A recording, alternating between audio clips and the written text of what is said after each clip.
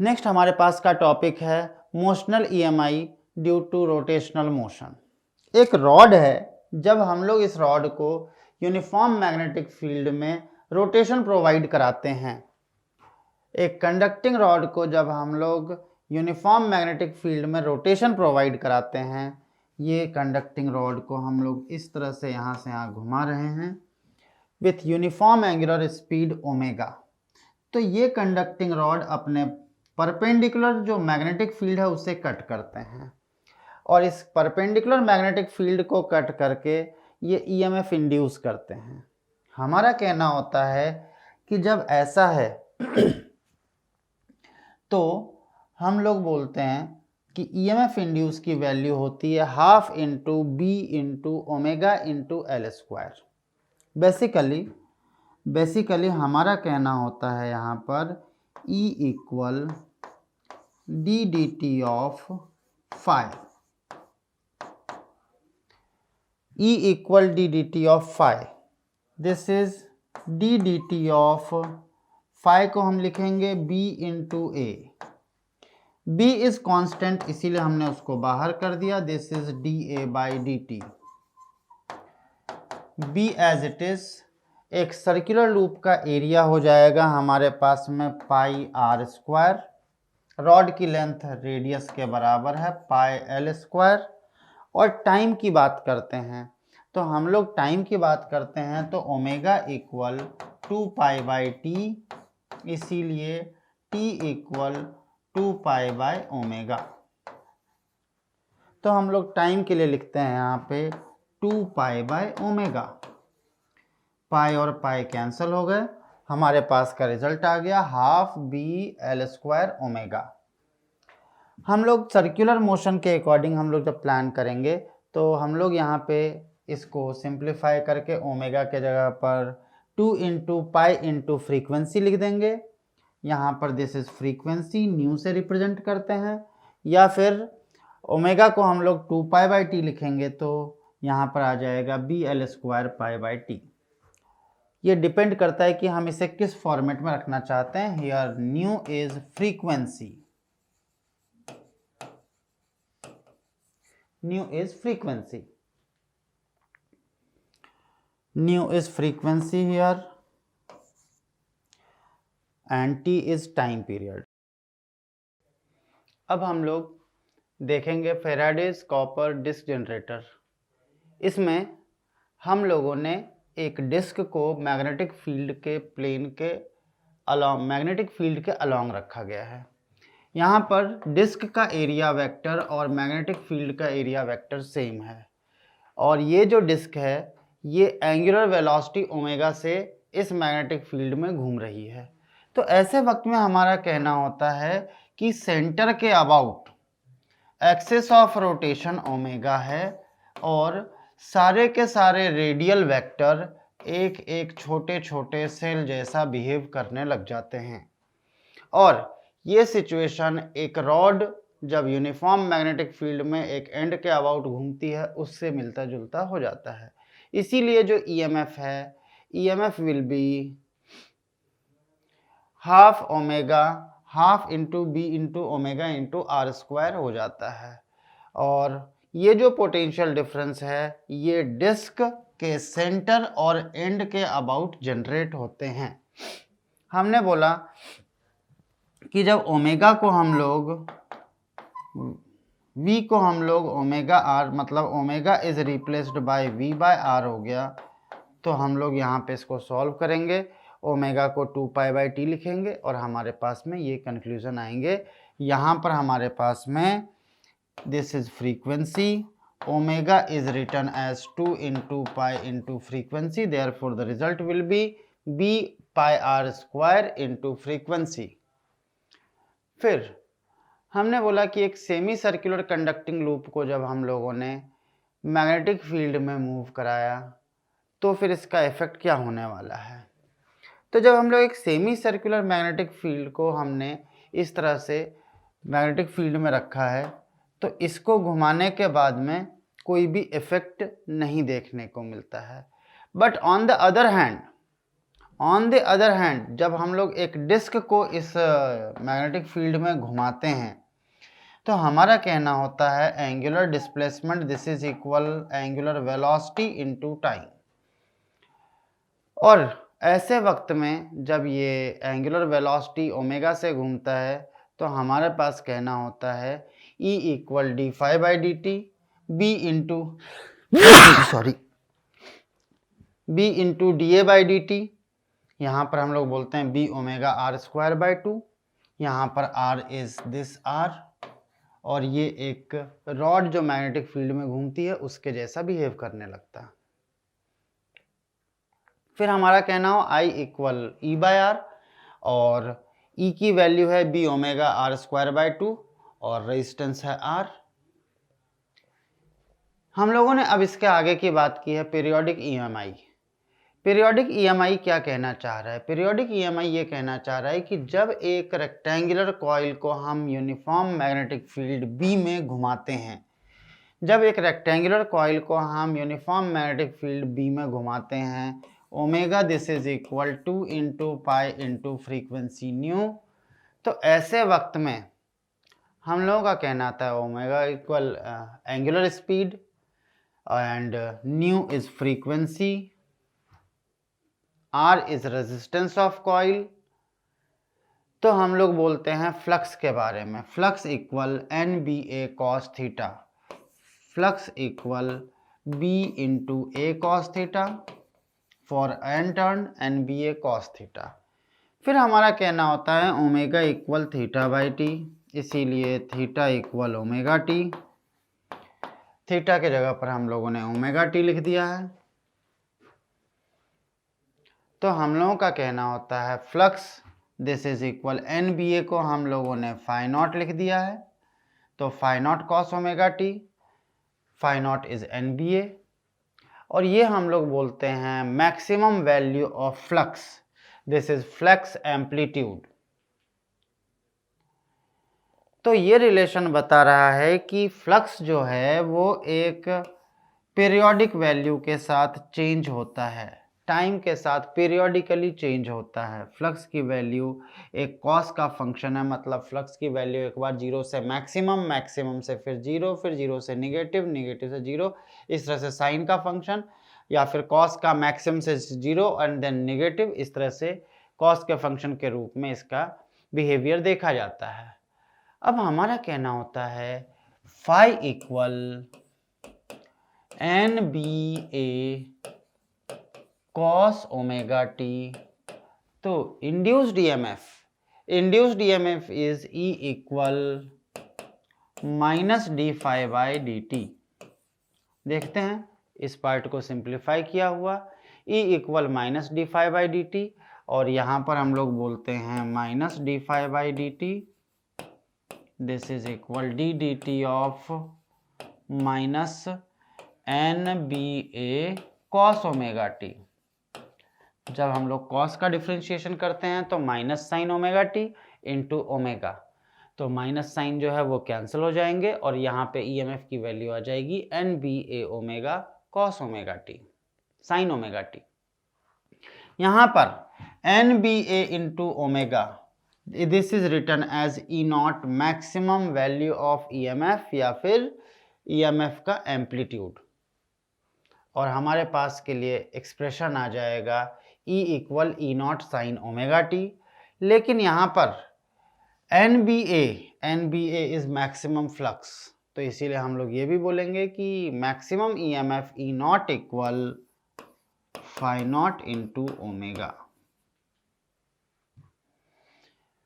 EMF induce हो रहा है तो लूप में करंट भी इंड्यूस होने वाली है। इस करंट इंड्यूस के लिए हम लोग बात कर लेते हैं I equal E by R और E की वैल्यू होती है E not sine omega T. तो हमारे लिए करंट की इक्वेशन है I equal I naught sine omega t. यहाँ पर I naught this is equal E naught upon R, I naught equal E naught upon R and E naught की value है N B A omega upon R या फिर phi naught omega upon are. Special cases, special cases में हमारे पास में एक बहुत ही अच्छा सा एक कंसेप्ट है कि इस लूप में हमें फ्लक्स के लिंक होने की बात देखनी है। यदि हमने इसमें करंट I को भेज दिया तो करंट को ऐसा भेजने की वजह से यहाँ पे मैग्नेटिक फील्ड लाइन इनवर्ड जा रही है इस पूरे रीजन में, और इसकी वजह से क्या हो जाएगा, current carrying conductor is in the plane of page, then the magnetic field due to the coil is perpendicular to the plane of paper. बिल्कुल, यहाँ पर जब कॉइल की पोजीशन ये रहेगी तो इसमें magnetic field is perpendicular to the plane of paper और कुछ इस तरह से रहेगी, और फिर इसकी वजह से EMF induced in the coil rotating in this field is minimum when the coil is perpendicular to the field। जब कॉइल फील्ड के परपेंडिकुलर होगा मतलब कुछ इस तरह से होगा तो मिनिमम फील्ड लाइन उसमें से पास होगी, मतलब फ्लक्स मिनिमम हो जाएंगे, फ्लक्स मिनिमम हो जाएंगे तो EMF इंड्यूस की वैल्यू मिनिमम होगी। EMF will be maximum when coil is perpendicular to the plane of conductor। जब कंडक्टर के प्लेन के परपेंडिकुलर हो जाएगा कॉइल तो फिर हमारे पास में मैग्नेटिक EMF इंड्यूस्ड की वैल्यू मैक्सिमम हो जाएगी। फिर हम लोगों ने अब क्वेश्चन की तरफ देखेंगे। क्वेश्चन बोल रहा है कि एक स्क्वायर लूप है, ये अपने डायगोनल के अबाउट घूम रही है, तो फिर ऐसे में बोला जाए कि number of turns this is n equal 10 दिया हुआ है, तो मैग्नेटिक फ्लक्स की वैल्यू क्या हो जाएगी, this is n into B into A, n into B into A into cos omega T. तो फाई इक्वल n की वैल्यू है, number of turns is 10, magnetic field is B and side length is A, therefore area is A square cos omega t, 10BA square cos omega t, this is our first option। Next question है हमारे पास का, a very small circular loop of area A and resistance R, area A and resistance R and negligible inductance is initially coplanar and concentric with a much larger fixed loop of radius x।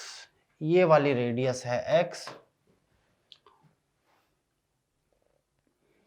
at constant angular velocity omega.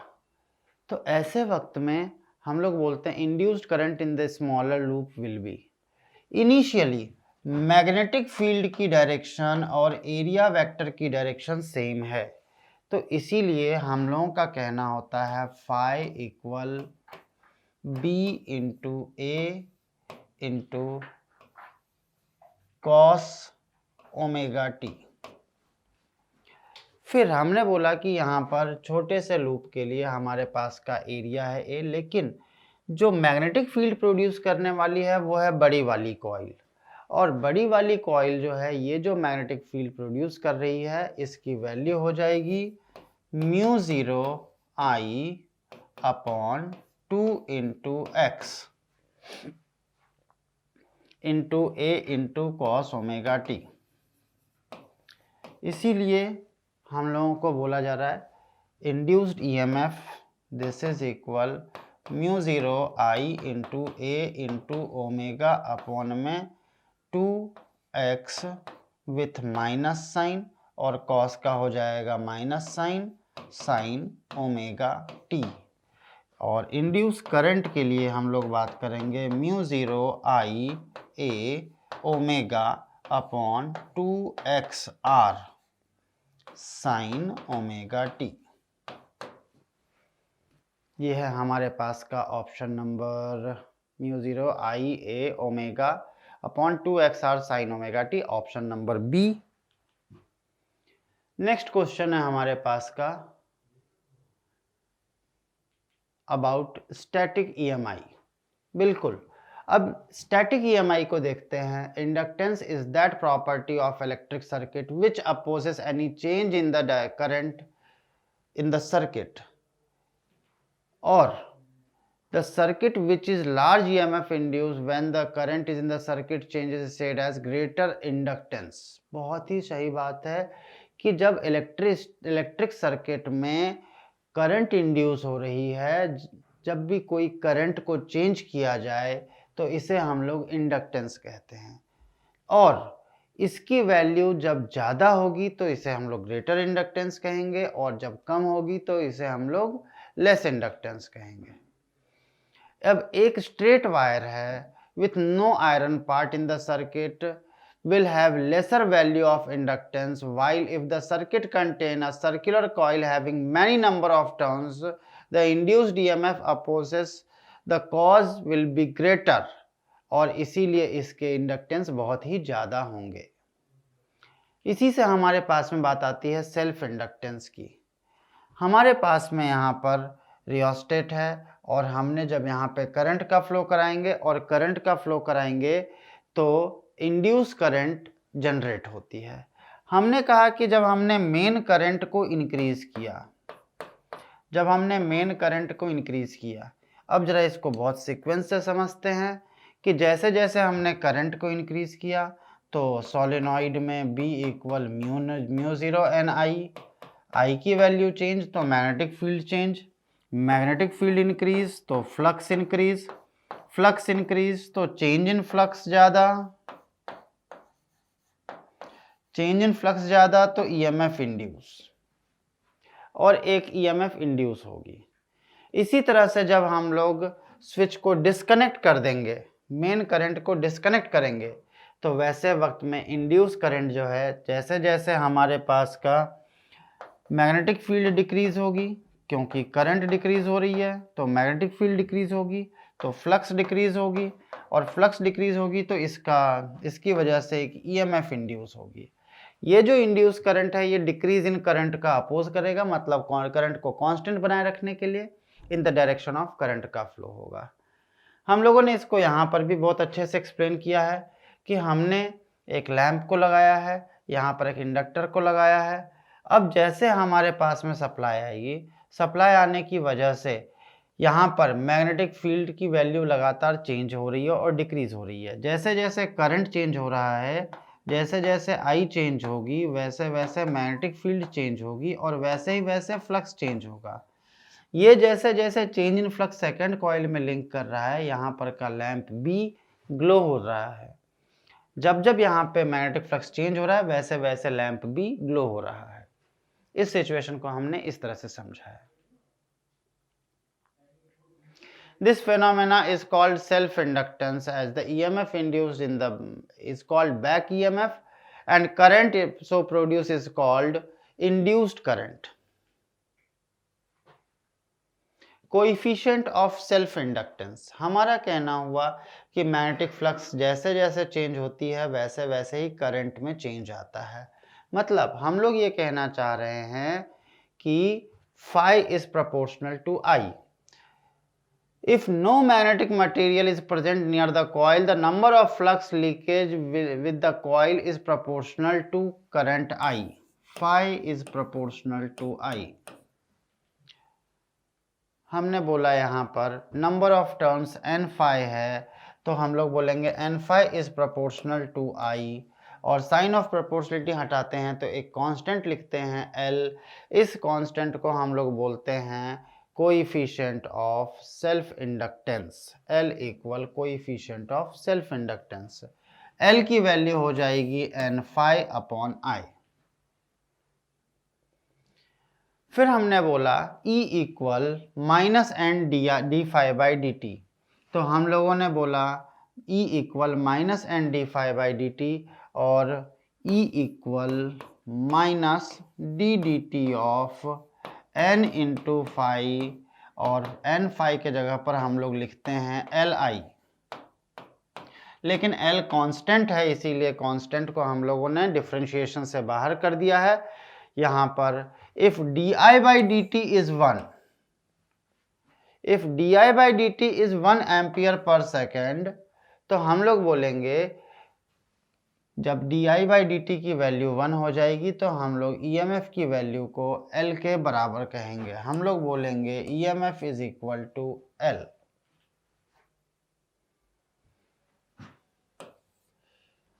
तो हम लोगों का कहना होता है कि coefficient of self inductance L is equal to the EMF induced in the coil, E के बराबर होगा when rate of change of current is unity. Unit and dimensional formula of L, तो SI यूनिट होती है weber per ampere, tesla metre square, weber को हम लोग Tesla metre square लिख सकते हैं, या फिर वेबर को हम लोग न्यूटन मीटर अपॉन एम्पियर लिख सकते हैं। तो यहाँ पे हो जाएगा, पहले से 1 एम्पियर है तो लिखेंगे newton metre upon ampere square. Newton metre को हम लोग जूल लिख सकते हैं, जूल को हम लोग कूलॉम वोल्ट लिख सकते हैं, और फिर हम लोग इसको सॉल्व करते हैं तो कूलॉम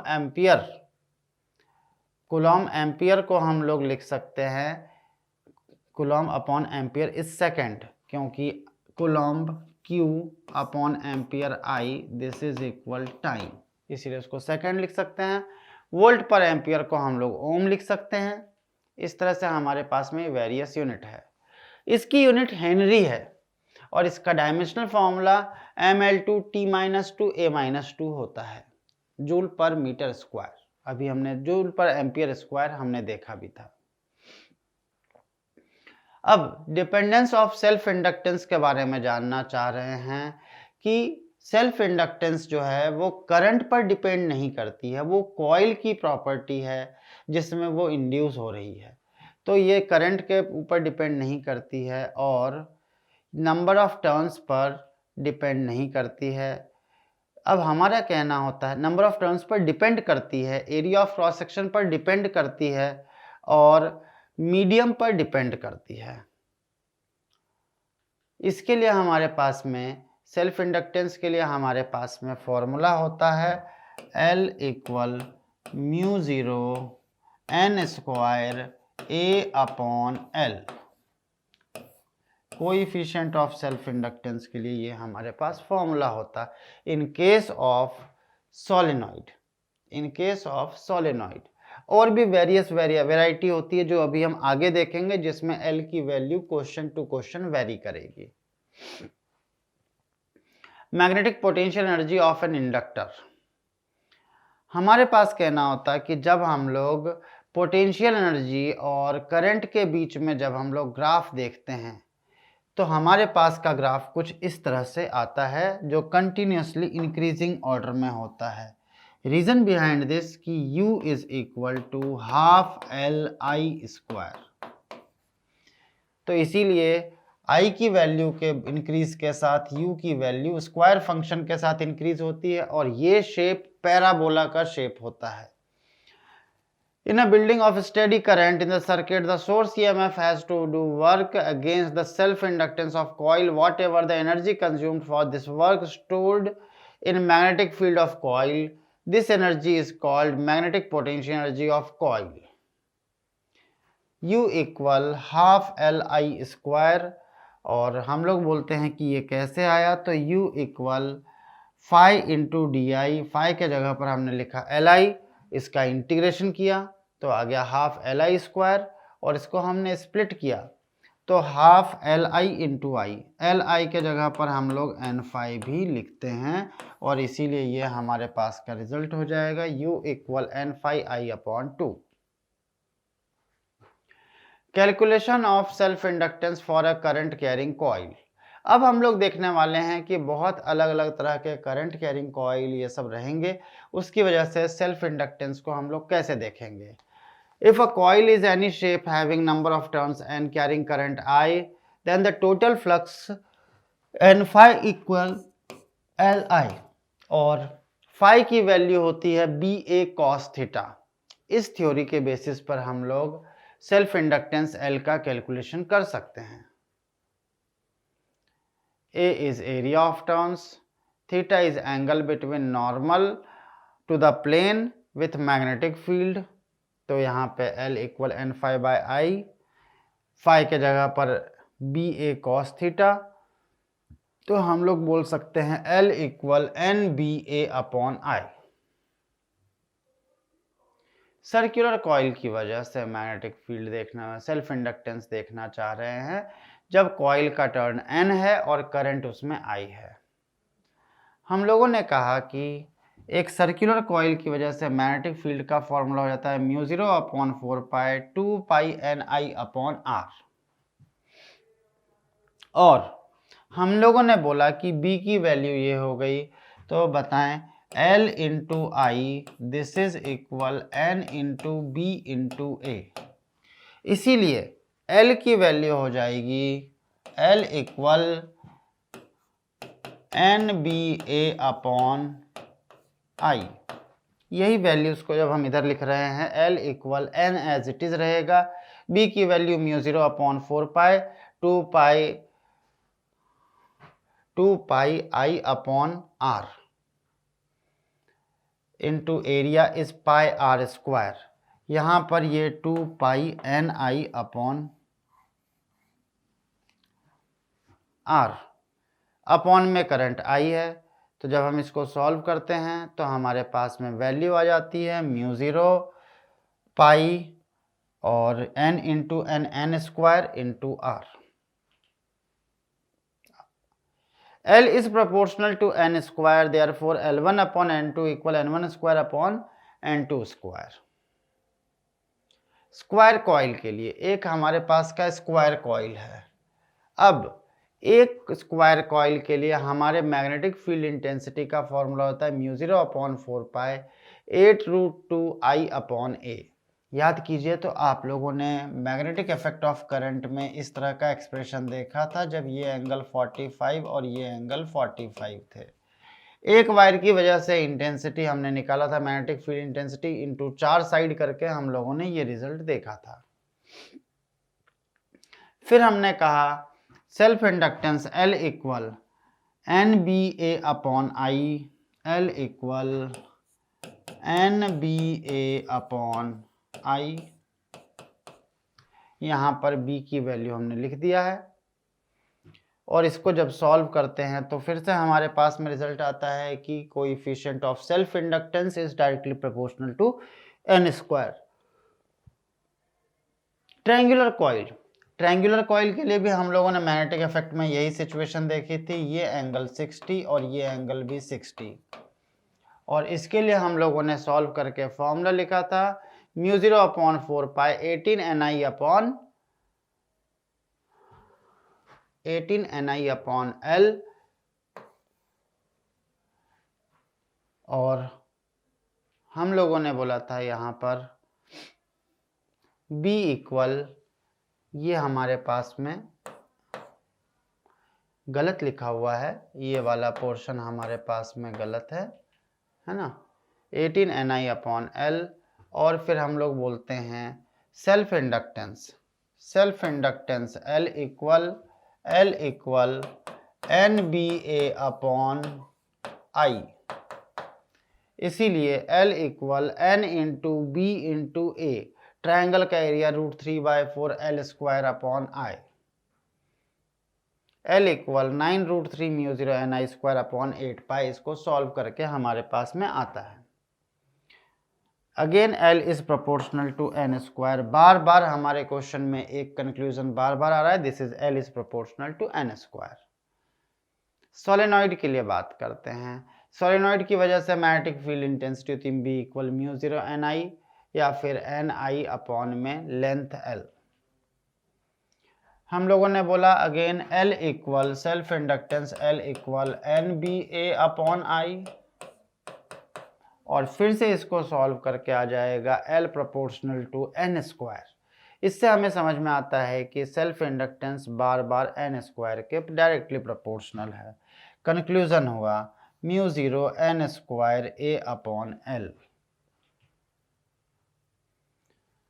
हमने बोला टोरॉइड के लिए हमारे पास में magnetic field N circular loop के लिए फॉर्मूला हो गया μ0NI/2πr, और L equal N into B into A/I। तो यहाँ पर जब हम इसकी वैल्यू लिख देते हैं तो हमारे पास में आ जाता है mu 0 n square r upon 2।